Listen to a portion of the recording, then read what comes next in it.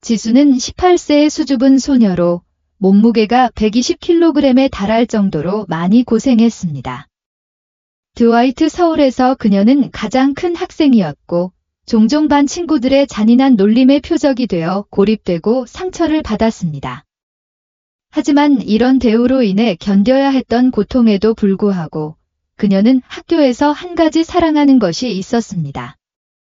고등학교에서 가장 인기 있고 잘생긴 남자아이인 민준입니다. 지수는 그에게 큰 호감을 가졌지만 그는 자신이 존재한다는 사실조차 모른다는 것을 알고 있었습니다. 어느 날 점심시간에 민준이 그녀에게 다가와서 자신의 집에서 열리는 파티에 초대했습니다. 지수는 놀라서 그가 다른 사람과 이야기하고 있는지 주변을 둘러보았지만 그녀는 혼자였습니다. 그는 자신이 누구인지 알고 있다는 사실에 그녀는 깜짝 놀랐습니다.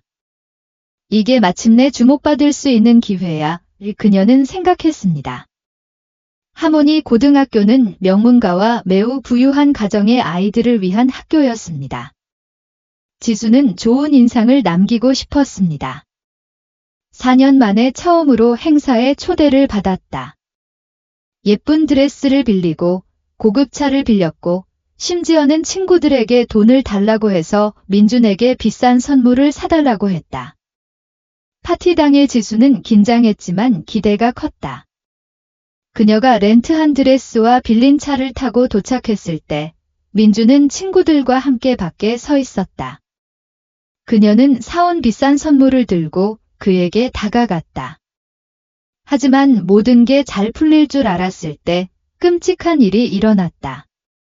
민준과 친구들이 폭소했다. 지수는 배가 조여오는 것을 느꼈다. 왜 웃는 걸까? 민준은 모든 사람의 관심이 자신에게 집중되도록 했다. 지수의 심장이 쿵쾅거렸다. 그녀는 그가 그녀에 대해 뭔가 친절한 말을 하려 한다고 생각했지만 대신 그는 큰 소리로 말했다. 학교에서 가장 못생긴 여자애가 날 사랑하게 만들 수 있을지 내기한 거야. 방 전체가 폭소했다. 지수의 얼굴이 창백해졌고 가슴이 산산이 조각났다. 너무 심했다. 그녀는 돌아서서 파티에서 뛰쳐나왔고 얼굴에는 눈물이 흘러내렸다. 굴욕은 거기서 끝나지 않았다. 민준의 친구 중 한 명이 그 장면을 전부 녹화해서 소셜미디어에 올렸다. 곧 모두가 지수를 조롱하며 절망적인 녀석이나 너한테는 통하지 않는 녀석과 같은 잔인한 이름을 불렀다. 지수의 마음은 아팠지만 그녀 안에서는 다른 무언가가 자라고 있었다. 분노였다. 그녀는 며칠 동안 울었지만 결국 결정을 내렸다. 이걸 후회하게 만들 거야. 이 지수는 몇 주 동안 방에서 나오지 않았다. 그녀는 복수심에 사로잡혀 누구와도 이야기하기를 거부했다. 하지만 그녀는 영원히 숨을 수는 없다는 걸 알았다. 지수가 마침내 학교에 돌아왔을 때 그녀가 교실에 들어서는 순간 웃음이 터져나왔다. 민준의 조롱하는 목소리가 울려 퍼져서 전체적인 유쾌함이 증폭되었다. 그런데 갑자기 교실 뒷자리에 앉아있던 조용한 소년 지훈이 끼어들었다. 그는 지수를 놀리는 민준의 친구 한 명을 붙잡아 단단히 밀어냈다. 그녀를 내버려둬. 그는 용기에 떨리는 목소리로 말했다. 교실은 조용해졌다. 지훈은 아무도 감히 하지 못했던 일을 방금 해냈다. 지수를 위해 일어선 것이다. 민준은 재빨리 반박했다. 지훈아, 왜 내 일은 신경 쓰지 않니? 내 엄마가 우리 집 하인이라는 건 다들 알잖아. 내 방을 치우고 더러운 옷을 빨아. 교실은 다시 폭소했다. 하지만 지훈의 용감한 행동은 지수에게 깊은 인상을 남겼다.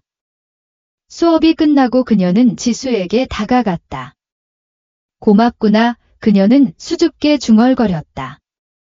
그리고 민준이 한 말에 대해 미안해. 지훈은 눈의 고통을 가리려고 희미한 미소를 지었다. 하지만 지수는 그가 상처받고 있다는 것을 알 수 있었다. 그는 자신의 어려움에도 불구하고 그녀를 위해 일어섰다. 그들이 함께 걸어가자 고급차가 그들 옆에 섰다. 민준의 운전사가 지훈을 불렀다. 잠깐만, 민준과 같이 사니? 지수가 놀라서 물었다. 지훈은 고개를 끄덕이며 같은 집에 살고 있지만 민준이 같은 차에 타는 것을 거부해서 매일 걸어서 집으로 가야 했다고 설명했다. 충격을 받은 지수는 깊은 분노가 치밀어 오르는 것을 느꼈다. 민준의 잔인함은 그녀가 상상했던 것보다 훨씬 더 심했다. 이를 보고 그녀는 지훈에게 자신의 차를 태워주겠다고 제안했다. 그는 그녀의 친절함에 감동해 수락했다. 그들이 민준의 호화로운 집에 도착했을 때 지수는 지훈에게 작별 인사를 했다.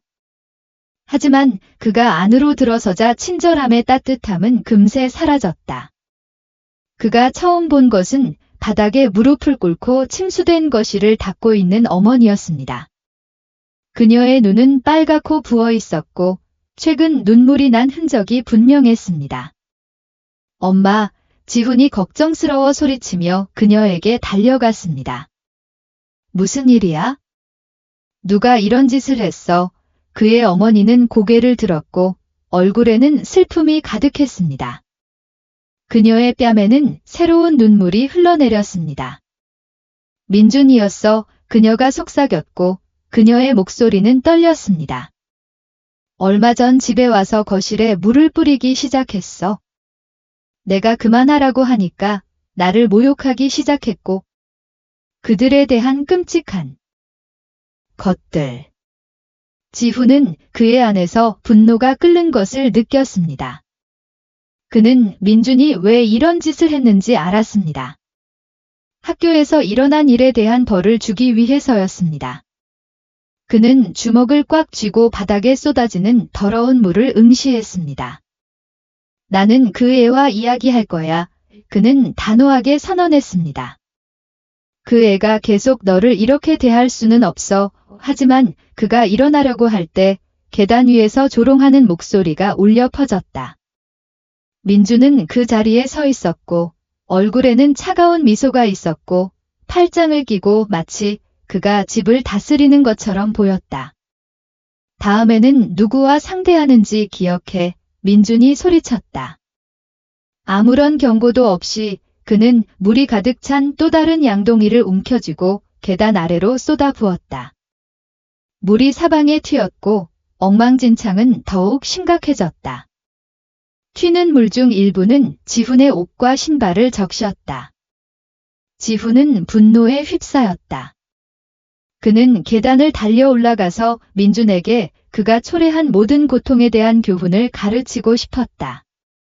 하지만 그가 한 걸음 앞으로 나아가려고 할 때 그의 어머니가 손을 내밀어 그를 막았다. 제발, 지훈아, 안 돼. 그녀가 간청했다. 그럴 가치가 없어. 우리에게는 이 일이 필요해. 지훈은 얼어붙었다. 그의 분노는 무력감으로 바뀌었다. 그는 바닥에 무릎을 꿇고 끝없는 일과 거듭된 굴욕에 지쳐 무너진 어머니를 바라보며 눈물을 흘렸다. 그는 더 이상 눈물을 참을 수 없었다. 지훈은 마음껏 울었고 온 몸이 흐느끼며 떨렸다. 어머니는 바닥에서 일어나 그를 위로하기 위해 팔로 그를 감싸 안았다. 괜찮을 거야, 자기야. 그녀도 중얼거리며 울었다. 우리는 이걸 극복할 거고 이게 우리의 증언이 될 거야. 하지만 지훈이 어머니 품에 안겨 울면서 그는 조용히 약속했다. 그는 민준이가 영원히 그들을 이렇게 대하는 것을 두지 않겠다고. 언젠가는 상황이 바뀔 것이다. 언젠가는 민준의 잔인함에서 자유로워질 것이다. 지훈과 어머니가 재앙을 치우는 동안 위층에 있는 민준은 이미 그들을 괴롭히기 위한 다음 방법을 계획하고 있었다.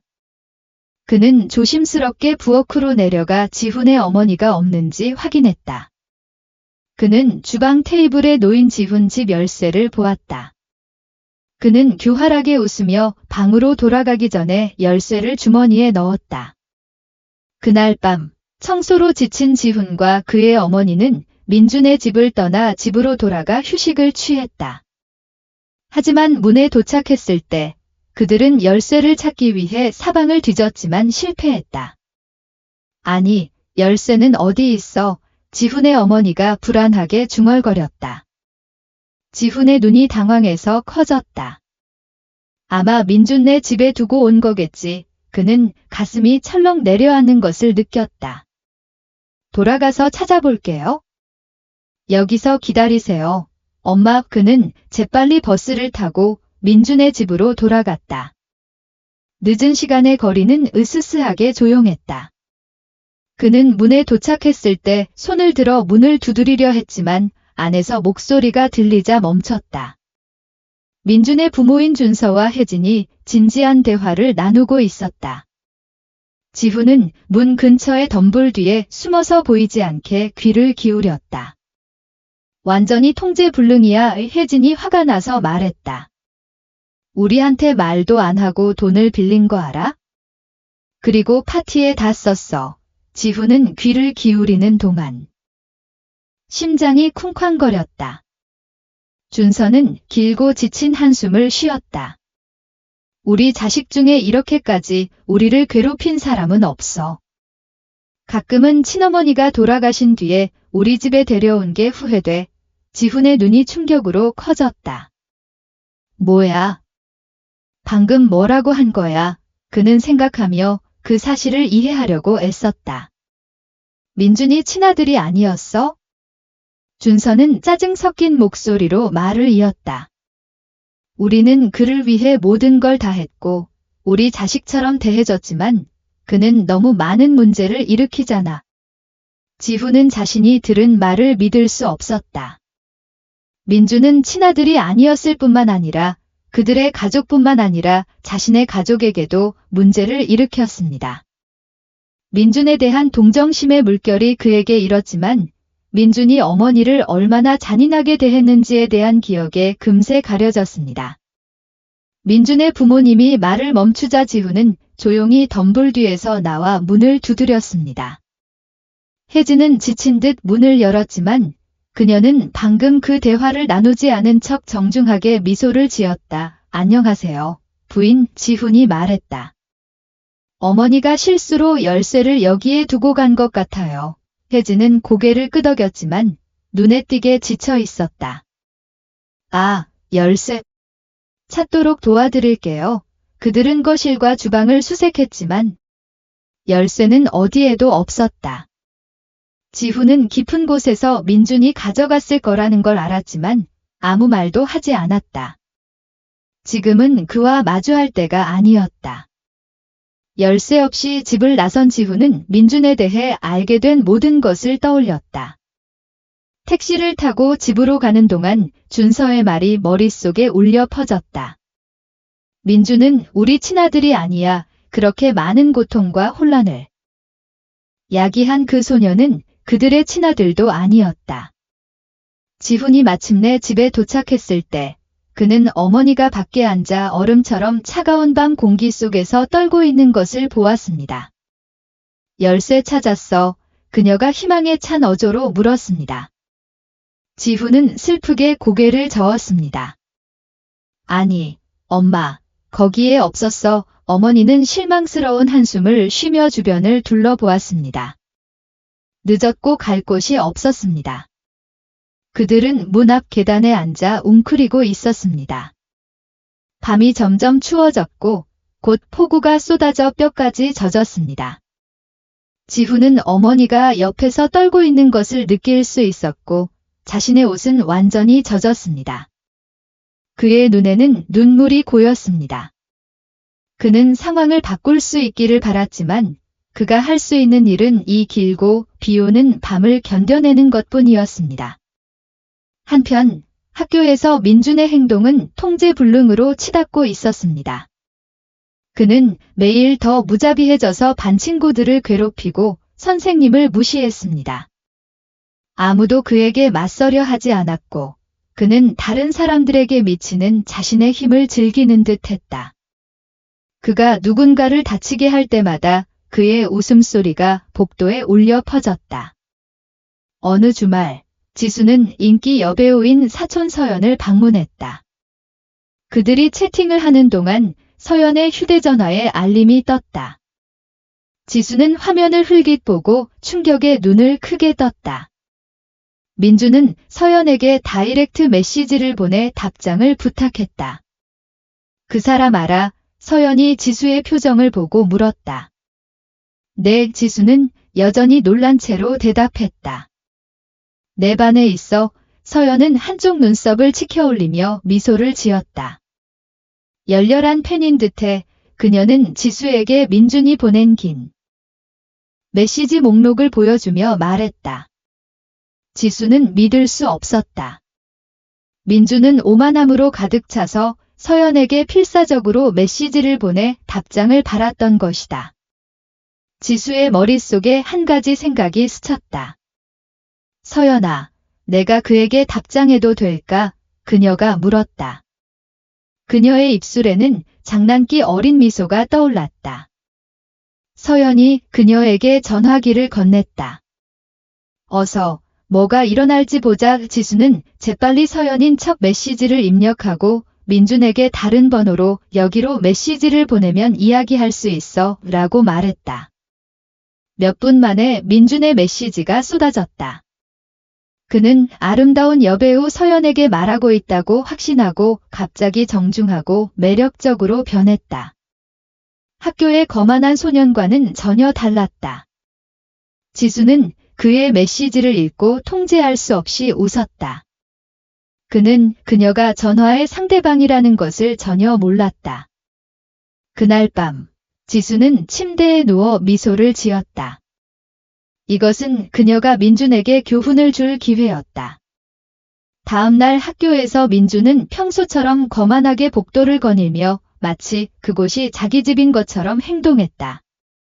한편 지수는 여전히 서연인 척하며 그에게 계속 메시지를 보냈다.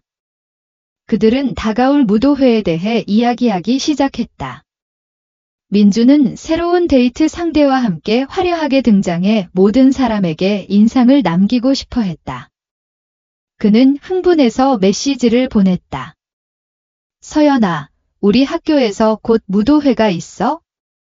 정말 대단할 거야. 그는 이미 유명 여배우와 함께 걸어가서 주목의 중심이 되는 자신을 상상하고 있었다. 지수는 답했다.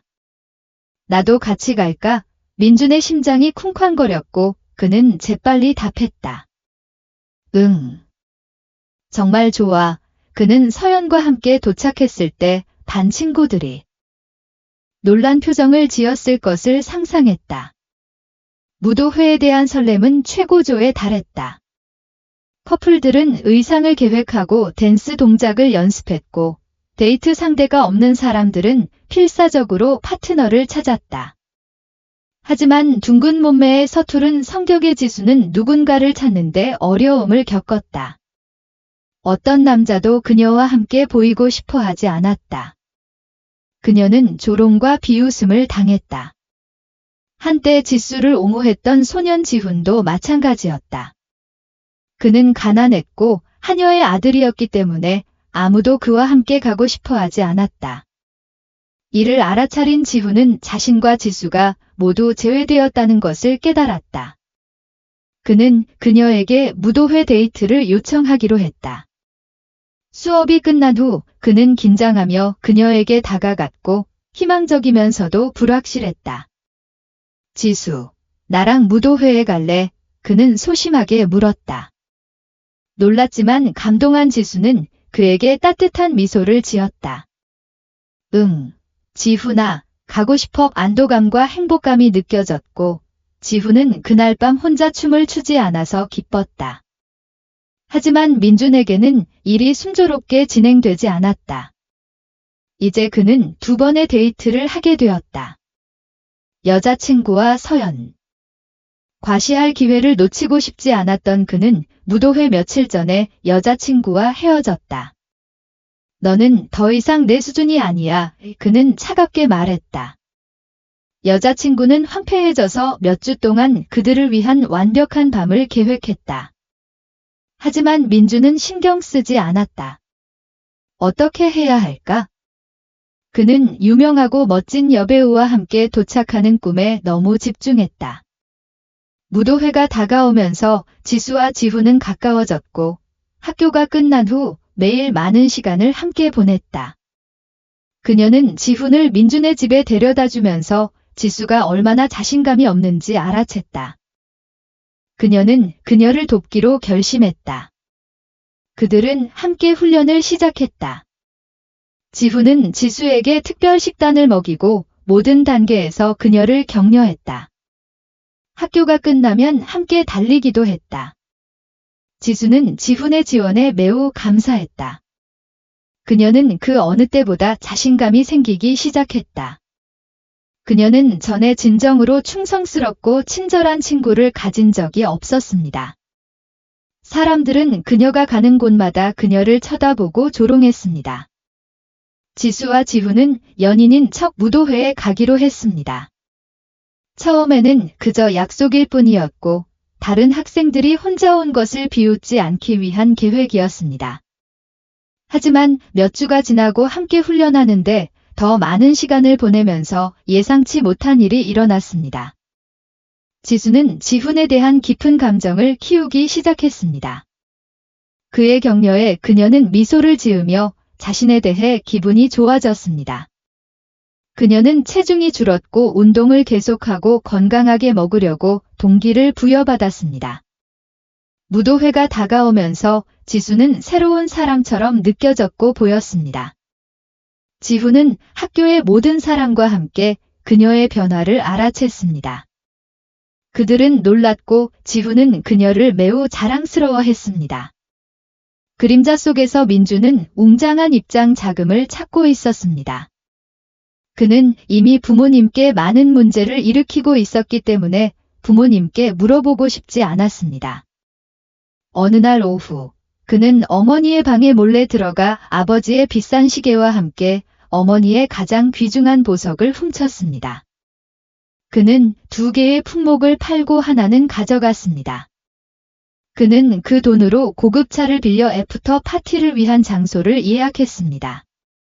그는 모든 시선이 밤의 왕인 자신에게 쏠릴 것이라는 것을 알고 있었고 무도회가 끝난 후에도 축하 행사를 계속하고 싶었습니다.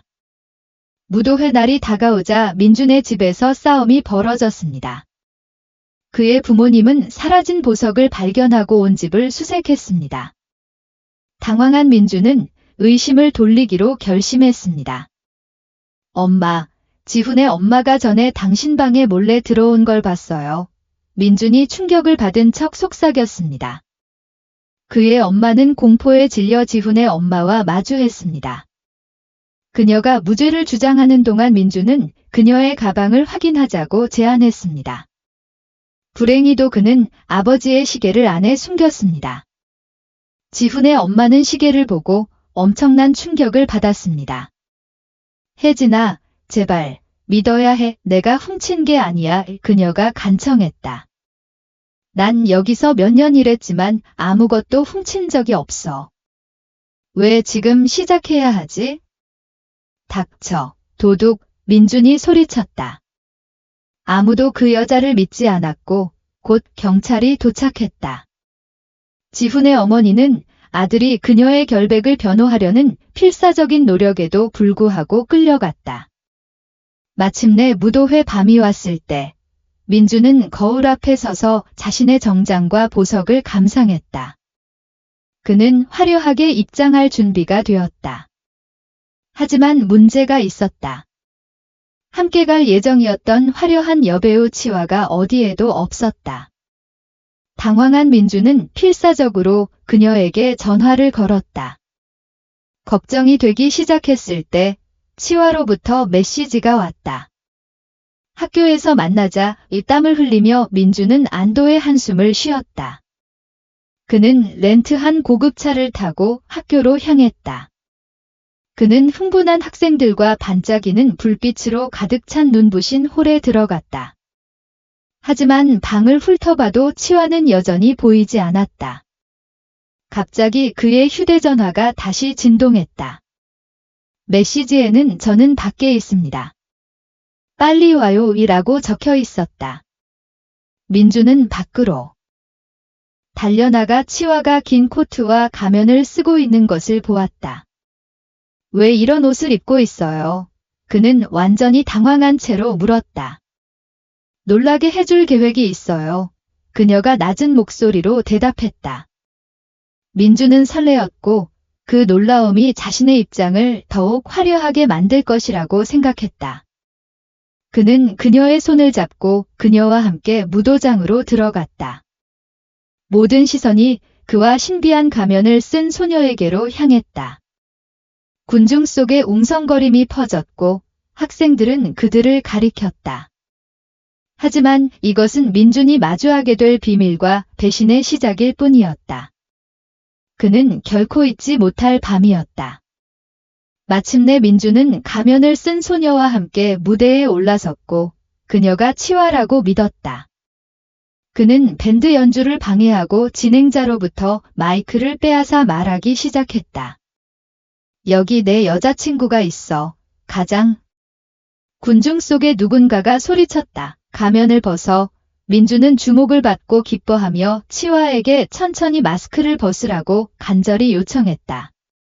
수수께끼의 소녀는 손을 들어 마스크를 벗었다. 군중은 숨을 멈추고 숨겨진 얼굴을 보려고 기다렸다. 하지만 마스크가 떨어지자 충격의 물결이 방 안을 휩쓸었다. 민준 옆에 서 있던 사람은 유명하고 멋진 여배우가 아니었다. 대신 흐트러진 머리카락과 코트 아래에 숨겨진 더러운 옷을 입은 노파였다. 민주는 홀 전체에 폭소가 터지자 공포에 질려 비명을 질렀다. 그의 전 여자친구는 너무 웃어서 배를 움켜쥐어야 했다.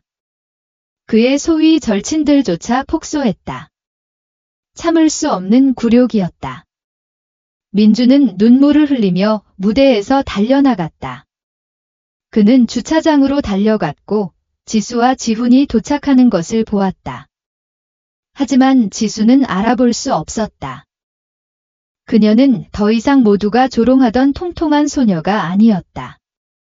그녀는 날씬하고 몸매가 좋았으며 그날 저녁 가장 아름다운 드레스를 입고 있었다.